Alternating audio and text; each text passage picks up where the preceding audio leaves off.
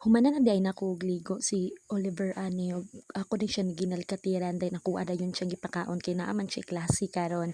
So before kumadto og eskwelahan nakuha sa ni siyang giatiman day nakuha ni siyang ipahatod sa iyang papa kay naman ang iyang papa karon wala pa man nakabalik sa trabaho. So hello everyone, charot lang. So for today's video is ubani ko ninyo kay medyo taas-taas gini nga ganap nga adlaw. So ako ra di ay ning gipahatod ang butanganan sa ice cream kay wala naman siya isulod. Dayon pagkahuman akong asikaso kan dudong, ako na dayon gasikaso akong kaugalingon.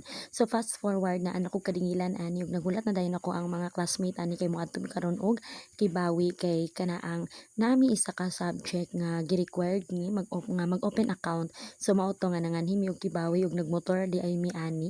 So kung makita ninyo, grabe gid kitsyada ang view, grabe ka greenig yun.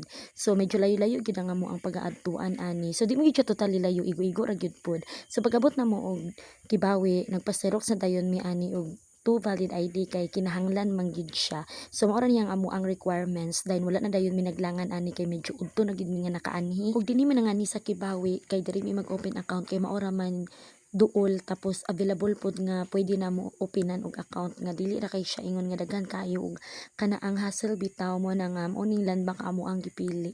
So pagabot na mo ani is diretso na dayon gid mi ani. So thankful mi ani kay wala kayo daghang tao. Tapos bawal man may mag-video sa likod mao na nga diri ra jud ta kutob. Tapos fast forward human nami og kuha ani og account, naka-open account na mi ani og lipay kay mi sa katanan kay kanaang humanag gyud. So pwede na ta mag savings. So pag human na mo og open account diretso na dayon mi diri sa payag ni nanay kay maniudto mi kay medyo udto na gyud ni ug nangalipong na pud mi sa kagutom o di ba barag na mong isa ka kauban. So mao ni ang amo ang gipili di anhi kay kini laging talagsa ra ta makalaag pod.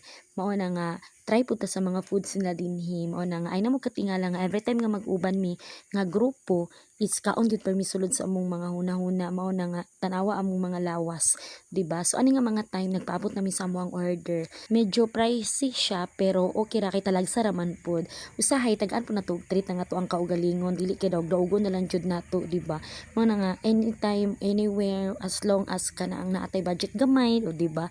Then pagkahuman nangaon na dayon mi ani. So mao dinhi amo ang gi-order na ami lumi ko kayo na siya sa katanan og makaingon jud ko nga grabe gyud kalami ang ilang foods dinhi. Tapos pricey man siya pero sulit pod kay lamian gyud siya. Wala na kaayo mi daghang istorya ani. Diretso na gyud mi habahab kay grabe na jud kagutom.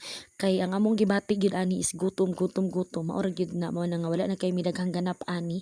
Kun dili chika-chika lang about sa life, di ba? So for me magid mi magchika-chika about sa mga kinabuhi. So isa pud ni nga stress reliever namo sa eskwelahan. Kini nga mo ang banding nga